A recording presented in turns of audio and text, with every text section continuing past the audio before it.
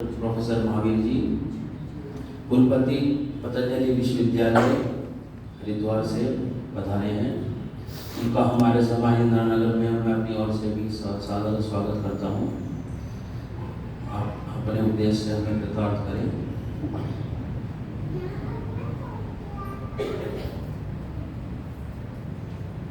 ओम। धन्यवाद पंडित जी। पंडित जी ने already doctor Mahavir ji का परिचय दिया। मैं थोड़ा सा और उनको डिटेल में आप सबको बताना चाहूँगी। डॉक्टर महावीर जी इस समय pro vice chancellor university of Patanjali Haridwar में कार्यरत हैं। पहले उन्होंने pro vice chancellor Gurukul Kangri university Haridwar में रहे हैं। वो आचार्य गुरुकुल कांगड़ी विश्वविद्यालय हरिद्वार में पहले रहे हैं। Vice president of Uttarakhand Sanskrit academy, vice chancellor of Uttarakhand Sanskrit university, teaching experience of around 45 years in the field of Sanskrit, research experience of 36 years, guided 70 students for PhD degree, authored 6 books in the field of Sanskrit and Vedic literature, chief editor of quarterly research journal Gurukul Patrika of Gurukul Kaangdi Vishwavidyalaya Haridwar for 14 years, president of All India Oriental Conference, vice president of All India Oriental Conference. Government of India has awarded certificate of honor from President of India for contribution of Sanskrit literature for the year 2018. Award carries a cash prize of ₹5 lakhs. Vishisht Award from UP Sanskrit Sansthan Lucknow, honored in November 2013 by Honorable Chief Minister of UP. A program titled Upanishad Sudha was telecasted on Astha channel for 1.5 years. It was a weekly program and each episode was of 30 minutes in which Dr. Mahavir participated. तो ये हमारा, जैसा कि पंडित जी ने बोला, बहुत बहुत सौभाग्य है कि ऐसे विद्वान, वैदिक विद्वान, संस्कृत के विद्वान जो इस समय पतंजलि बाबा रामदेव जी के विश्वविद्यालय में, यूनिवर्सिटी में कार्यरत हैं, वो हमारे सामने पधारे हैं। और मैं उनके कई सारे वीडियोस जो है, जो क्लासरूम क्लासेस चलती हैं पतंजलि की, उनको सुनते रहती हूँ अक्सर। तो हम आपका स्वागत करते हैं और आशा है हम सबको बहुत लाभ होगा। एक बार तालियों के साथ स्वागत है।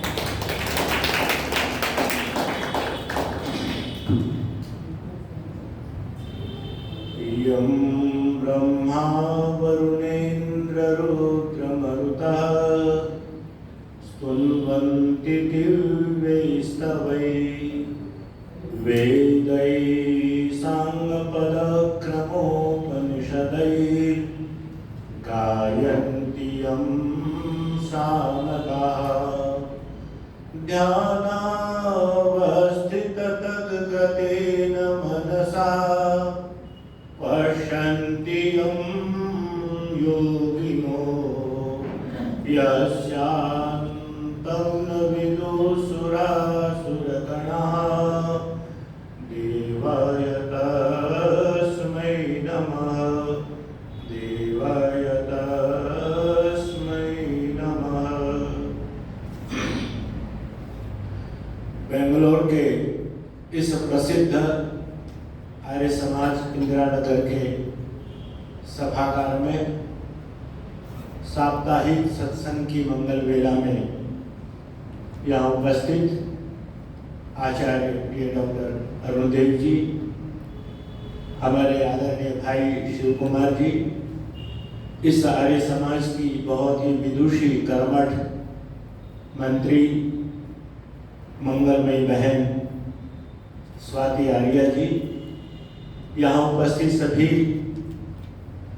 सत्संग सरिता में स्नान करने वाले बंधुओं बहनों, अभी आपने बहुत सुंदर यज्ञ किया और हमारे दो भाइयों ने बहुत मस्त होकर, प्रभु भक्ति में भाव विभोर होकर दो बड़े सुंदर गीत सुनाए।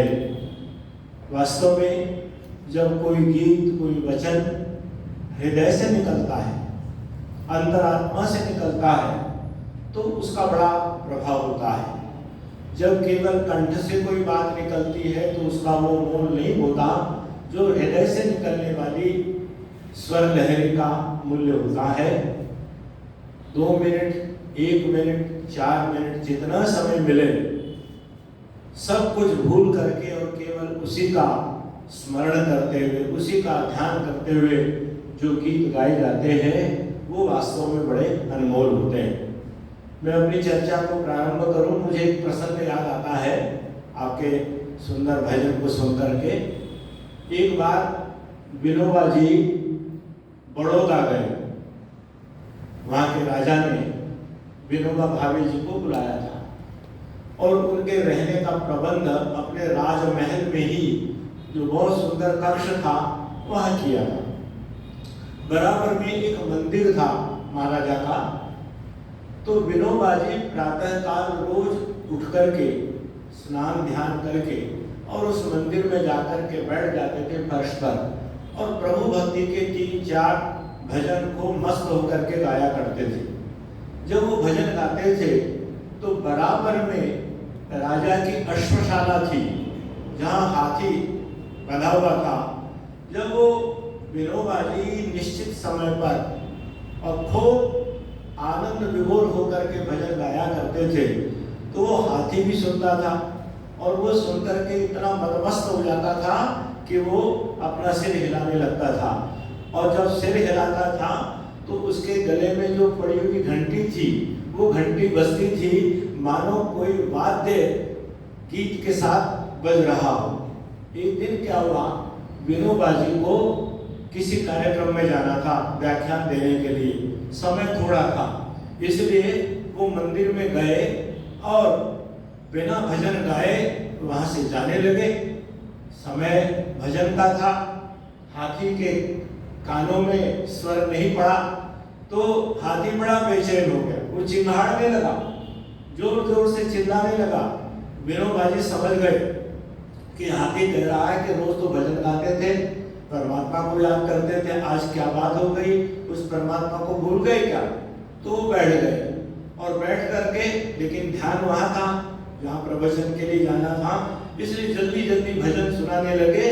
तो फिर हाथी चिल्लाया, उसकी चिल्लाड़ को सुनकर के विनोबा जी समझ गए कि ये कह रहा है कि वे रोज तो मस्त होकर के गाते थे, प्रेम रस में भक्ति रस में डूब करके गाते थे, और आज तो बस केवल औपचारिकता पूरी करके और जाना चाहते हो कि उस परमात्मा से भी बड़ा कोई है दुनिया में। तो फिर वो बैठ गए, भूल गए सबकी प्रवचन देने जाना है, कोई कार्यक्रम है, और उसी तरह से रोज की तरह से फिर उन्होंने 2-3 भजन सुनाए और उधर फिर हाथी मस्त होकर के अपना सिर हिलाने लगा और उसके गले में बंधी हुई जो घंटी थी उसकी मधुर ध्वनि से सारा राजमहल गूंज गया।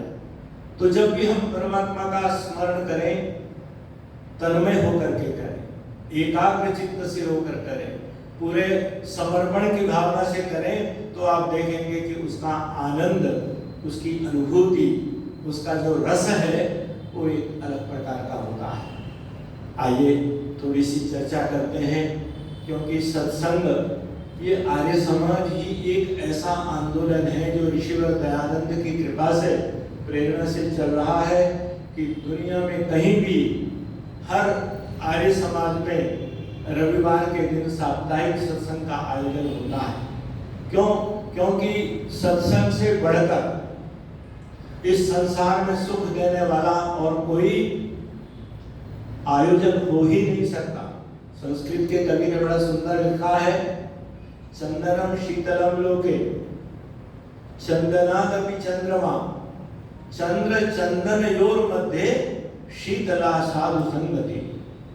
कहते संसार में चंदन बड़ा शीतल होता है, माथे पर उसकी बिंदी लगाते हैं हम, और चंदनादपि चंद्रमा, चंदन से भी बढ़कर शीतलता प्रदान करने वाला होता है चांद, जहां हमारा चंद्रयान गया है। और शरद पूर्णिमा का चांद अब थोड़े दिनों में आप देखेंगे, उसको तो बहुत शीतल माना जाता है, मानो अमृत की वर्षा करता है। लेकिन कवि कहता है चंद्र चंदन योर मध्य शीतला साधु संगति, चंद्रमा और चंदन से भी बढ़कर यदि कोई संसार में शीतलता प्रदान करने वाली, आनंद देने वाली, सुख देने वाली यदि कोई धारा है तो कहते हैं सत्संगति, सज्जनों की संगति, सत्संग में बैठना, सत्संग सरिता में स्नान करना। आज आपने सोचा है कि हम चर्चा करें कि गृहस्थ जीवन में भी आध्यात्मिकता की आवश्यकता है या नहीं। संस्कृत के कवि ने लिखा है बड़ा सुंदर, कहते हैं जिस प्रकार से यथा नदी नदाः सर्वे सागरे यान्ति संस्थितिं तथैव आश्रमिणः सर्वे गृहस्थे यान्ति संस्थितिं। जीवन का सार लिख दिया दो पंक्तियों में। कहते हैं जैसे सारी सरिताएं गंगा जी गोमुख से निकलती हैं, गोमूत्र से होते हुए ऋषिकेश हरिद्वार से और फिर गंगा सागर में जाकर के मिलती हैं। बहुत सारी सरिताएं, यमुना का उद्गम स्थान कोई है, नर्मदा कहीं से निकलती है, गोदावरी का उद्गम भिन्न है, लेकिन ये सारी सरिताएं कहीं से भी निकले लेकिन अंत में जाकर के समुद्र में ही विलीन होती है। वही उनका गंतव्य है, वही उनका डेस्टिनेशन है, वहीं जाकर के उनको शांति मिलती है। इसी प्रकार से भले ही 4 आश्रम हैं, ब्रह्मचर्य, गृहस्थ, वानप्रस्थ और संन्यास, लेकिन कहा है कि ये सारे के सारे जो आश्रम है वो गृहस्थ आश्रम में पहुंच करके ही अपनी स्थिति को, अपनी मर्यादा को, अपनी पूर्णता को, अपनी समग्रता को प्राप्त करते हैं। इसलिए सारे आश्रमों का यदि कोई केंद्र बिंदु है, सबका यदि कोई सेंटर पॉइंट है तो वो गृहस्थ आश्रम है। संन्यास, वानप्रस्थ, ब्रह्मचर्य के लिए कोई शर्त नहीं बनाई गई। वहां तो केवल है संन्यास के लिए यद अहरेव विरजेत तद अहरेव प्रव्रजेत। सन्यासी के लिए एक ही शर्त है मुख्य रूप से कि जिस दिन पूर्ण वैराग्य हो जाए, यद अहरेव विरजेत, जिस दिन पूरा वैराग्य हो जाए, क्षणिक वैराग्य नहीं। घर में कोई कष्ट आ गया, कोई समस्या आ गई, भोजन की समस्या हो गई, तो भाई चलो हरिद्वार में लाल कपड़े पहन करके और किसी आश्रम में रहेंगे और दोनों समय जो भंडारा होगा जा करके वहां पर भोजन कर लिया करेंगे, जीवन ठीक से चलता रहेगा, काम कुछ करना नहीं पड़ेगा। ये संन्यास नहीं है। वहां केवल एक ही शर्त है, यद अहरेव विरजेत तद अहरेव प्रव्रजेत। लेकिन गृहस्थ आश्रम में प्रवेश के लिए आप सब स्वाध्यायशील हैं, मनुस्मृति का स्वाध्याय आपने किया है। क्या लिखा वहां पर? गृहस्थ में प्रवेश करने का अधिकार सबको नहीं है। अब तो युग बदल गया, समय बदल गया। अब तो एक ही शर्त रह गई कि भाई अच्छी सी नौकरी लग जाए, बढ़िया सा पैकेज बन जाए तो विवाह कर लो। कन्या पक्ष के लोग भी ये सोचते हैं कि भाई अच्छी सर्विस है, अच्छी कंपनी में काम कर रहा है, अच्छा वेतन मिल रहा है, तो चलो अपनी कन्या का विवाह कर दो। लेकिन मनु जी ने कहा गृहस्थ में कब प्रवेश करें? वेदानदित्य वेदौवा वेदम वापी यथाक्रमम अविलुप्त ब्रह्मचर्य गृहस्थाश्रमम आविशे। कितनी बड़ी शर्त है। कहते वेदानदित्य, चारों वेदों को पढ़कर गुरुकुल में जाए, किसी ऋषि के आश्रम में जाए, नालंदा तक्षशिला जैसे विश्वविद्यालय में जाए, चारों वेदों का अध्ययन करे। तो हाथ खड़े कर दिए, बाबा 4 वेद पढ़ना तो बड़ा कठिन है, आपके चारों वेद रखे हुए हैं। कितने ऐसे सौभाग्यशाली होंगे जिन्होंने इन वेदों को पलट करके देखा होगा। पढ़ना तो बहुत आगे की बात है, इसको कभी थोड़ा समय निकाल करके इनके पन्ने पलट करके देखा हो, ऐसा सौभाग्य भी बहुत कम लोगों को मिलता है। एक बार मैं दिल्ली के कार्य समाज में गया तो पूरा दिन खाली होता था, प्रातः सायं सत्संग व्याख्यान का। तो मैंने मंत्री जी से कहा मैंने कहा मंत्री जी मुझे कुछ पुस्तकें दे दीजिए जिससे कि मैं खाली समय में उनको पढ़ता रहूं। उन्होंने अलमारी खोल दी तो मैंने उसमें से वेदों का भाष्य और कुछ वेद की पुस्तकें निकाली और जिस दिन कार्यक्रम पूरा हुआ, वेद की कथा समाप्त हो गई, तो मैंने मंत्री जी से जाकर के हाथ जोड़ करके धन्यवाद करते हुए कहा कि आपने मुझे बहुत बढ़िया साहित्य दे दिया और पता ही नहीं चला कि एक सप्ताह कैसे बीत गया। अब ये मैं कृतज्ञता पूर्वक आपकी ये पुस्तकें आपको सौंप रहा हो, इनको रख दीजिए। तो आप विश्वास नहीं करेंगे, जैसे हमारी बहन है मंत्री, ऐसे मंत्री जी हाथ जोड़ करके खड़े हो गए, बोले आचार्य जी आपको पता है कि जिस दिन हमने ये नई पुस्तकें खरीदी थी उस दिन हमने बड़े सम्मान के साथ अलमारी में रख दी थी और उसके बाद पहली बार ये उस अलमारी से बाहर निकली है जब आपने कहा कि कुछ पुस्तकें पढ़ने के लिए चाहिए, और यदि अब दोबारा ये उस अलमारी में चली गई तो उसी में रहेगी, इनको पढ़ने वाला यहाँ पर कोई भी नहीं है। तो आप कृपा करो कि ये सारी पुस्तकें वेद की आप हरिद्वार ले जाओ, गुरुकुल कांगड़े में, वहाँ ब्रह्मचारी वेद पढ़ने वाले होते हैं, हमारी तरफ से किसी को भेंट कर दो। और मनु जी कहते हैं वेदानादित्य, वेदों को पढ़कर कहा चलो सबको नहीं पढ़ सकते, वेद हुआ, 2 वेद ही पढ़ लो सबसे छोटे, यजुर्वेद और सामवेद, कहते ये भी नहीं संभव, तो कहा वेदम वापी, एक वचन पर आ गए कि इसी एक वेद को पढ़ लो, और उसके साथ दूसरी शर्त जोड़ी अविलुप्त ब्रह्मचर्य, जिसने गुरुकुल में आचार्य चरणों में रहकर ब्रह्मचर्य का पालन किया हो, चरित्र का जीवन जिया हो, शील की आराधना की हो, नैतिकता के मार्ग पर जो चला हो, जिसके रोम रोम में गुरु भक्ति समाई हुई हो, ऋषियों के प्रति जिसके हृदय में श्रद्धा का भाव हो, ऐसा जो ब्रह्मचारी है वो गृहस्थ आश्रम में प्रवेश करे।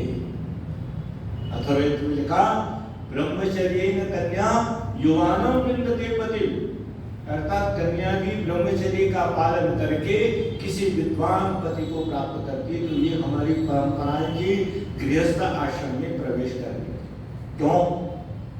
क्योंकि जितनी जिम्मेदारियां हैं, जितने कर्तव्य हैं, वो सारे के सारे गृहस्थ में ही संपन्न हो सकते हैं। इसलिए आप पूरा इतिहास उठा करके देख लीजिए, गौतम कणाद, कपिल वगैरह का तो जीवन चरित्र हमने पढ़ा नहीं, केवल उनकी पुस्तकें पढ़ते हैं, सांख्य दर्शन, योग दर्शन, वैशेषिक, वेदांत, लेकिन जिनका जीवन चरित्र पढ़कर रोम रोम पुलकित हो जाता है, पवित्र हो जाता है, जिनको याद करके हमारे जीवन में प्रेम की, सात्विकता की, आनंद की सरिता प्रवाहित होने लगती है, वो सारे के सारे गृहस्थ जीवन जीने वाले थे।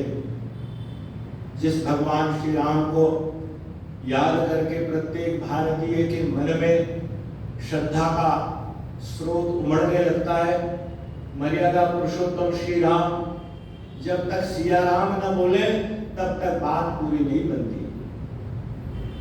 जब राम का जीवन देखते हैं तो वो ऐसा लगता है कि हिमालय पर्वत से भी ऊंचा है, और जब सीता जी के पावन चरित्र को पढ़ते हैं तो लगता है कि गंगा की धारा भी उसके सामने कुछ नहीं है। बड़े बड़े प्रलोभन, बड़ी बड़ी भयानक अवस्थाएं कभी क्षण भर के लिए भी उनके चित्त को विचलित नहीं कर पाई, कभी उनके मन में एक क्षण के लिए भी कोई विकार नहीं आया।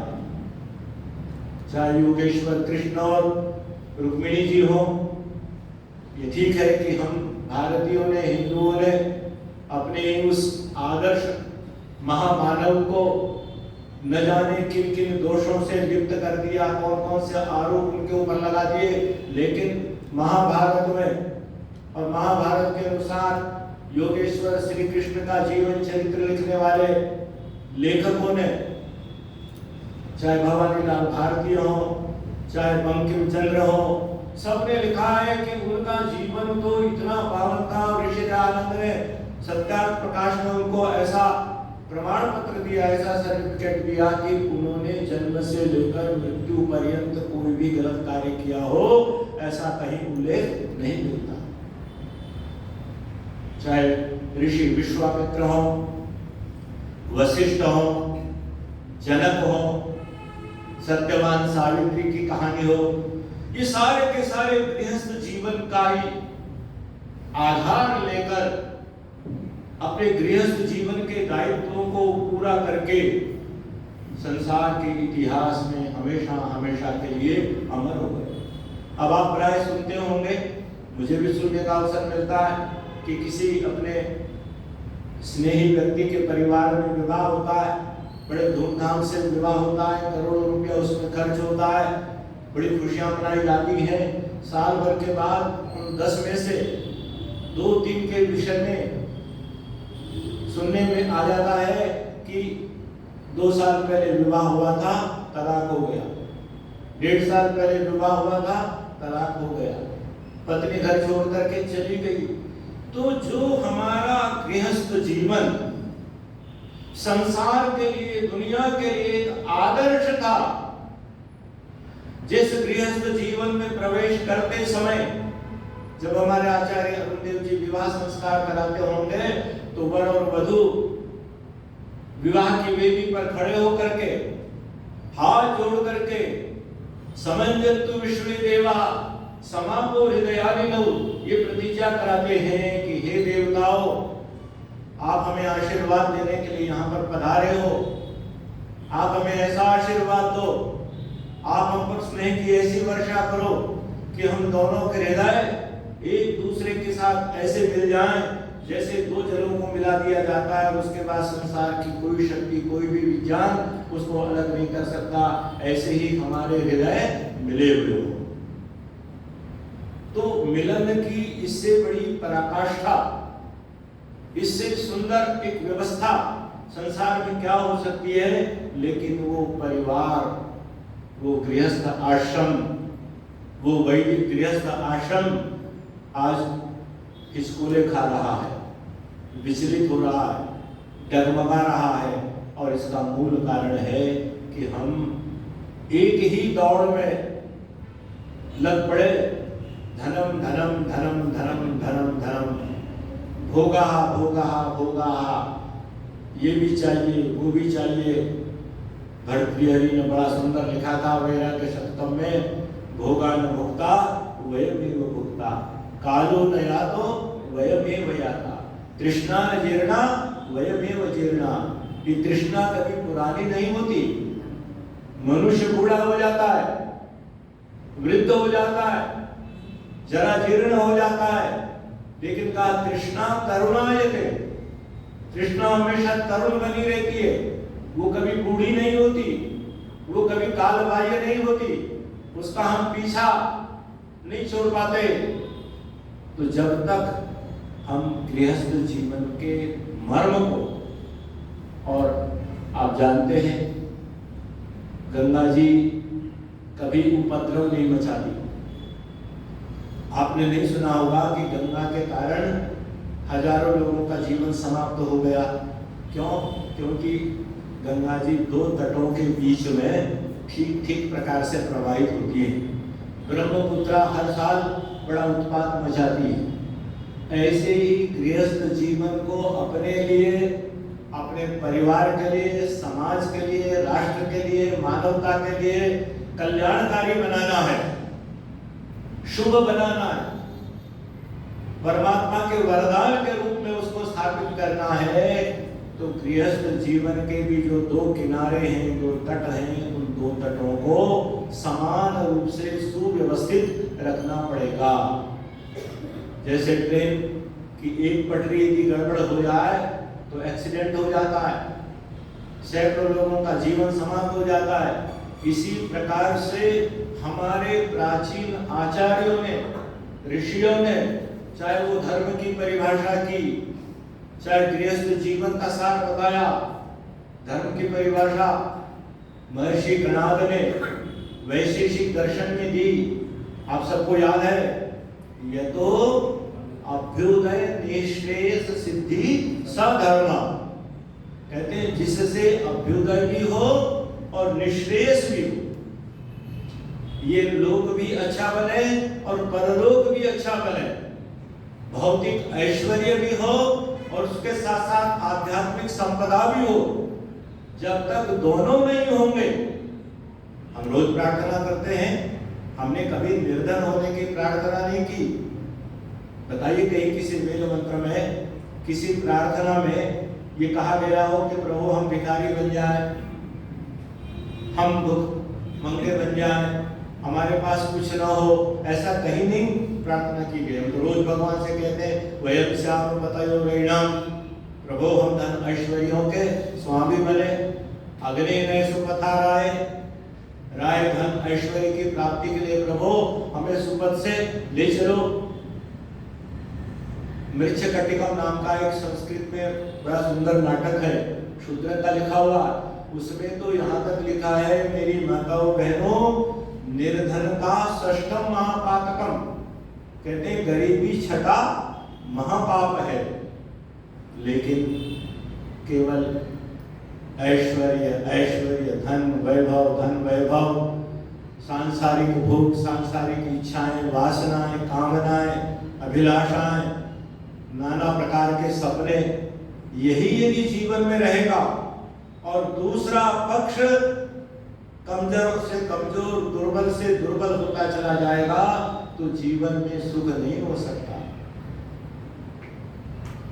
बेंगलोर जैसे महानगरों में, मैं एक बार कलकत्ता, वो भी ऐसा ही महानगर है, आर्य समाज के कार्यक्रम में गया, तो मंत्री जी के साथ में टहल रहा था, एक बहुत सुंदर सी ऊंची अट्टालिका देखते हुए उन्होंने कहा कि आचार्य जी ये अभी अभी पिछले साल ही बन करके तैयार हुई है, बहुत सुंदर ये अट्टालिका है, इसमें बहुत सारे फ्लैट हैं। मैंने कहा तो बड़े शहरों की शोभा है, लेकिन उन्होंने कहा कि जिसने इस बिल्डिंग को बनाया था बहुत धनवान व्यक्ति था, और पता नहीं क्या हुआ कि इस काम को पूरा हो जाने के बाद उसने ऊपर की छत से छलांग लगा करके आत्महत्या कर ली। इसका मतलब क्या हुआ कि केवल धन से ही व्यक्ति सुखी नहीं होता, केवल वैभव को प्राप्त करके ही आनंद की प्राप्ति नहीं होती, केवल मात्र भोगों की दुनिया में डूब करके ही सुख और शांति नहीं मिलते। सुख और शांति का कोई दूसरा धाम, कोई दूसरा आश्रय, कोई दूसरा आधार है। और इसीलिए गणाध ने बहुत पहले हमको सावधान किया, यह तो अभ्युदय निःशेष सिद्धि सधर्म, जिससे अभ्युदय भी हो और निःशेष भी हो, वो धर्म है। दो धाराएं बताई हैं उपनिषदों में, एक श्रेय मार्ग है, एक प्रेय मार्ग है। प्रेय मार्ग बहुत अच्छा लगता है, कोई कहे खूब खाओ पियो मौज करो, ऋणम कृत्वा घृतम पिबे, एक ये भी संस्कृति रही है कि चाहे कर्जा लेना पड़े, कुछ करना पड़े, लेकिन खूब मौज उड़ाओ। घृतम पिबे का मतलब घी पियो से नहीं है, बल्कि खूब कर्जे से भी मौज मस्ती करनी हो तो करो। भस्मीभूतस्य देहस्य पुनरागमनम कुतः, चार्वाकों ने तो यहाँ तक कह दिया कि भाई एक बार शरीर जल करके भस्म हो गया फिर दोबारा थोड़े आना है, इसलिए जब तक दुनिया में हो ये किन प्रकार नीति से, अनीति से, कुनीति से, अधर्म से, भ्रष्टाचार से, आतंक से, चोरी से, डकैती से, किसी भी तरह से धन इकट्ठा करो और मौज करो। लेकिन हमारे ऋषियों ने कहा कि नहीं, कोई भी काम जब मर्यादा से हट करके होता है, एक तरफा हो जाता है, एकांगी हो जाता है, तो जीवन डगमगा जाता है। इसलिए आध्यात्मिकता, ईश्वर की आराधना, अभी हमारे आचार्य गुरुदेव जी आर्य समाज के नियम पढ़ रहे थे। सबसे पहला नियम क्या? सब सत्य विद्या और जो पदार्थ विद्या से जाने जाते हैं उन सब का आदि मूल परमेश्वर है। ऋषि दयानंद ने दुनिया को बदलने के लिए 1875 में जिस आर्य समाज की स्थापना की थी, उस आर्य समाज का सबसे पहला नियम ये बताया कि दुनिया में जो कुछ भी है, यत्किंच पृथिव्याम, वो सारा का सारा उसी परमात्मा से है। ईशावास्यमिदं सर्वम यत्किंच जगत्याम जगत् तेन त्यक्तेन भुञ्जीथा मा गृधा कस्य श्रुत्यते। इस संसार में जो कुछ भी है, इसके कण कण में वो परम सत्ता, वो परम तत्व समाया हुआ है। वही इसका अनुशासन करने वाला है, वही इसका अधिपति है, वही इसका स्वामी है, वही इसका उत्पत्ति करता, पालन करता और संहार करता है। सब कुछ उसी में समाया हुआ है। इसलिए एक मंत्र में कहा, न तम विदाथ ये इमा जजाना अन्य युष्माकम अंतरम बभूव। ये चेतावनी दी, तम न विदाथा। अरे भाई, तुमने सब कुछ जान लिया, समुद्र की गहराई को नाप लिया, पहाड़ की ऊंचाई को नाप लिया, चंद्रमा पर चंद्रयान भेज दिया और न जाने कितने बड़े बड़े चमत्कार कर दिए। ये सब कुछ तो किया, लेकिन तब न विदाथा, उसको नहीं जाना, उसका परिचय प्राप्त नहीं किया। कौन? ये इमा जजाना, जिसने ये सब कुछ पैदा किया। मैं आपसे पूछता हूँ, हमने जो कपड़े पहन रखे हैं, ये जो सुंदर भवन आपने बनाया है, ये हमारी बहन ने इसकी रिकॉर्डिंग के लिए ये लगा रखा है मोबाइल, जिस माइक से मैं बोल रहा हूँ, ये सब किसका है? मानो तो इस पर झूठा अहंकार करता है ना कि मैंने बनाया। ये सब कुछ देने वाला, इसका जो मूल है, आधार, वो परमपिता परमात्मा है। उसकी कृपा के बिना दुनिया में कुछ नहीं हो सकता। आप कितना ही पुरुषार्थ कर ले, लेकिन पुरुषार्थ के साथ, परिश्रम के साथ, उद्योग के साथ जब तक प्रभु की कृपा नहीं होती, इसीलिए तो ऋषि ने प्रार्थना, ईश्वर स्तुति, प्रार्थना और उपासना। जैसे बालक आपने देखा होगा, छोटा सा नन्हा सा बालक जब 7-8 महीने का घुटनों के बल सरकता है आगे, अब उसको भूख लग गई, माँ खड़ी है, अब तो वो खड़ा होना भी नहीं जानता बेचारा, उसमें इतना सामर्थ्य नहीं है कि खड़े होकर के माँ की गोद में चढ़ जाए, तो वो घुटनों के बल चलता चलता चलता माँ के पास आ जाता है और फिर अपनी नजर ऊपर उठा करके मानो प्रार्थना कर रहा है कि माँ, मुझ में जितना सामर्थ्य था मैं चल करके तुम्हारे पास आ गया, अब तुम्हारी कृपा यदि हो जाए तो मुझे अपना अमृत जैसा दूध पिला दो।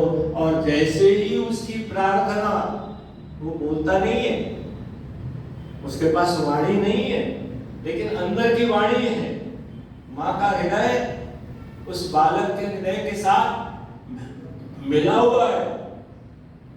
और इसी प्रकार से हृदय से हृदय के मिलने की बात हमारी पूरी वैदिक परंपरा में कही जाती है, तो माँ उसको उठा लेती है और तत्काल उसकी बुभुक्षा को शांत करती है। तो इसी प्रकार से वेद कहता है, न तम विदाता ये माँ जजान। कहते जिसने सारी दुनिया को बनाया, तुझे बनाया, मुझे बनाया, सब कुछ इसने दिया, इस बोलने की शक्ति कहाँ से आती है? वो परमात्मा ही तो देता है। इस चलने का सामर्थ्य, पुरुषार्थ करने का सामर्थ्य सब उसी से आता है।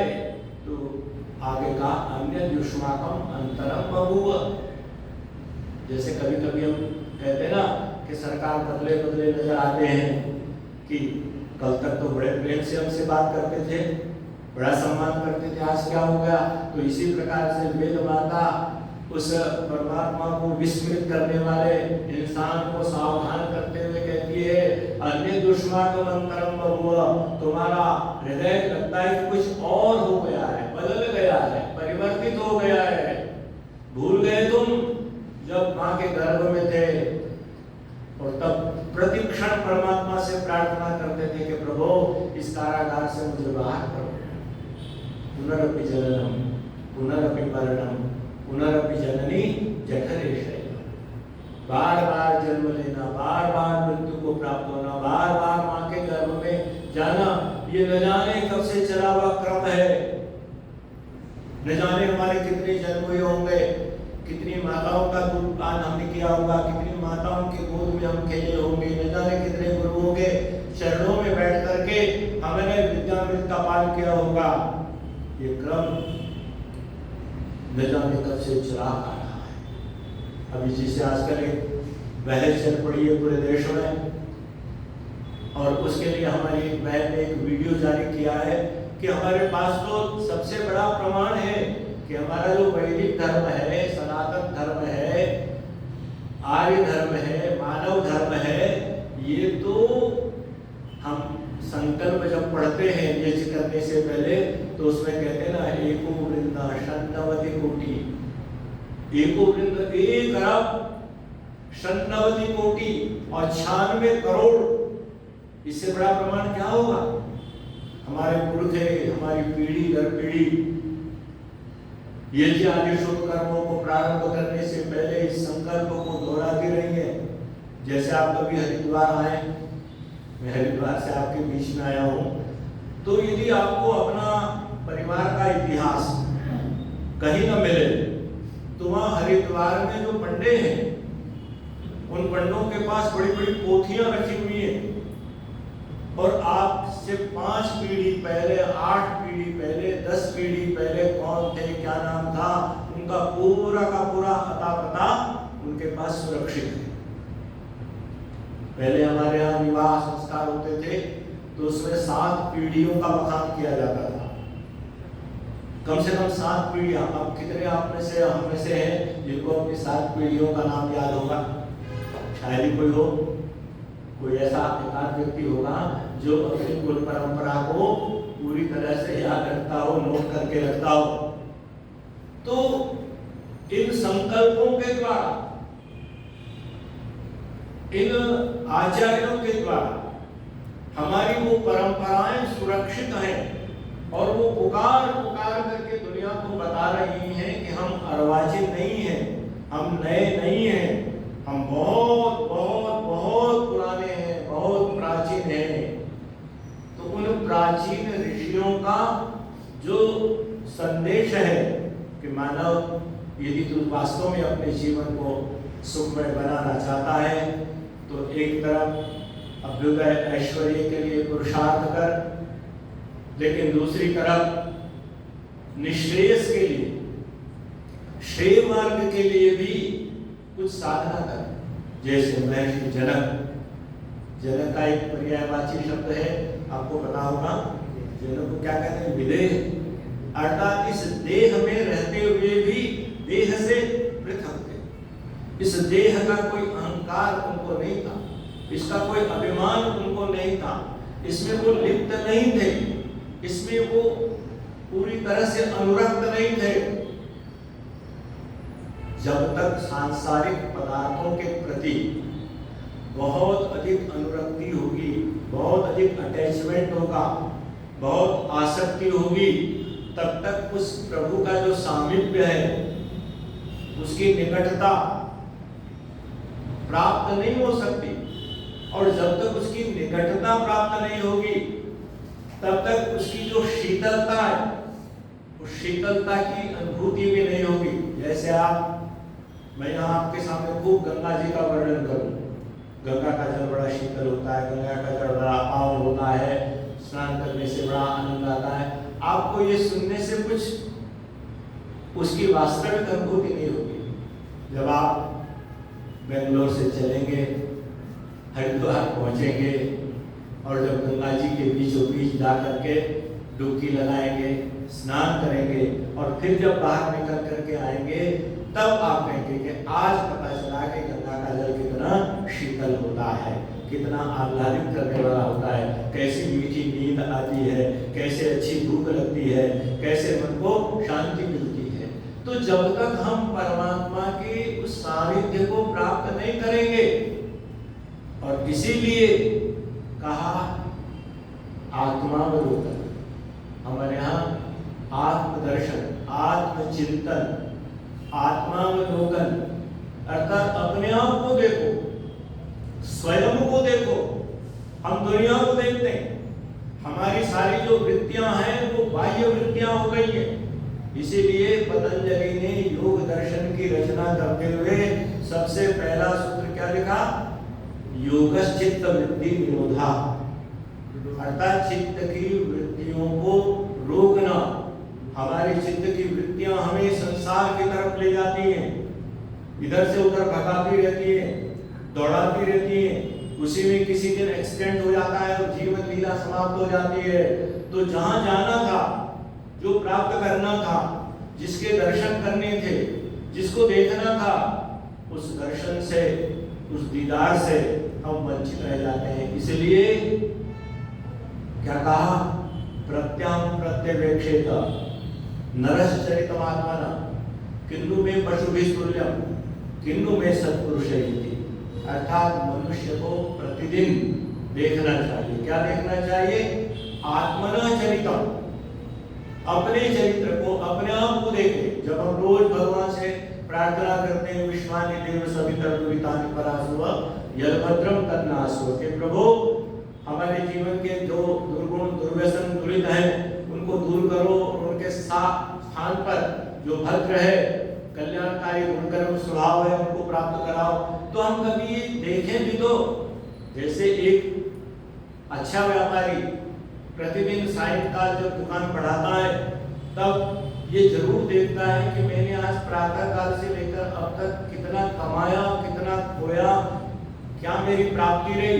तो इसी प्रकार से मनुष्य को भी चाहिए कि रात्रि को शयन करते समय जब वो यज्ञाकृतो दूरम उदयति दैवम तदसुप्तस्य तथैवेति, इन मंत्रों का पाठ करके जब शैया को प्राप्त करता है उस समय उसको चिंतन करना चाहिए, उसको विचार करना चाहिए कि मैंने दिन भर में क्या खोया और क्या पाया, मैंने अपनी आत्मा का कितना उत्थान किया, मैंने अपने आत्मदर्शन के लिए क्या क्या पुरुषार्थ किया, क्या प्रयत्न किया।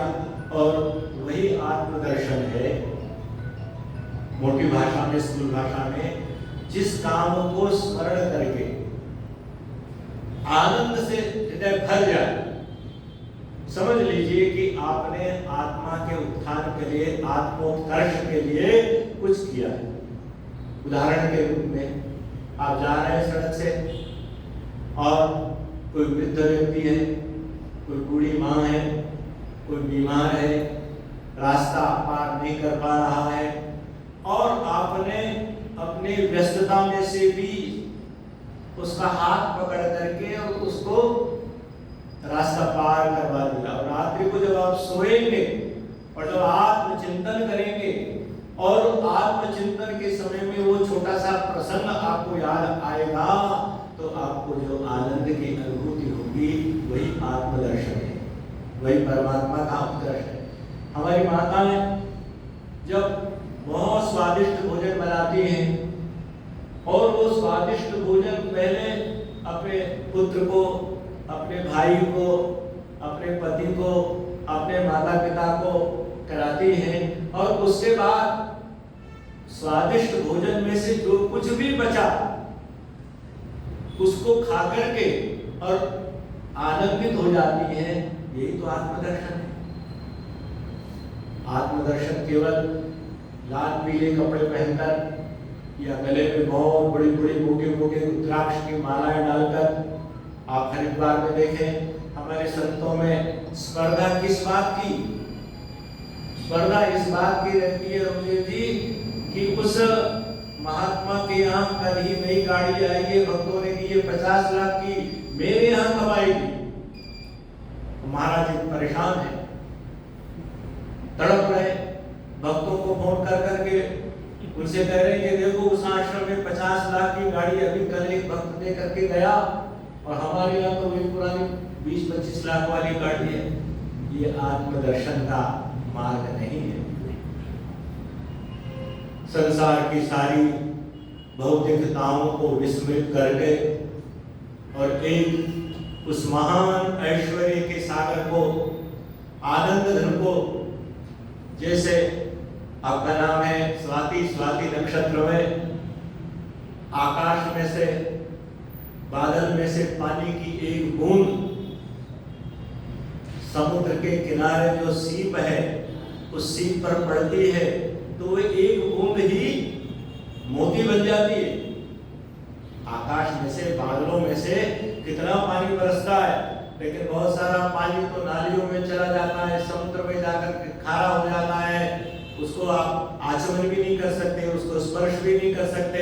लेकिन उन्हीं बादलों में से स्वाति नक्षत्र में पड़ने वाली पानी की एक बूंद सीप पर जब गिरती है तो वो मोती की तरह से चमकने लगती है। इसी प्रकार से जिस दिन हमारे हृदय में, हमारे आत्मा में उस प्रभु भक्ति की एक बूंद भी यदि गिर गई तो समझ लीजिए कि जीवन जीने का आनंद आ गया।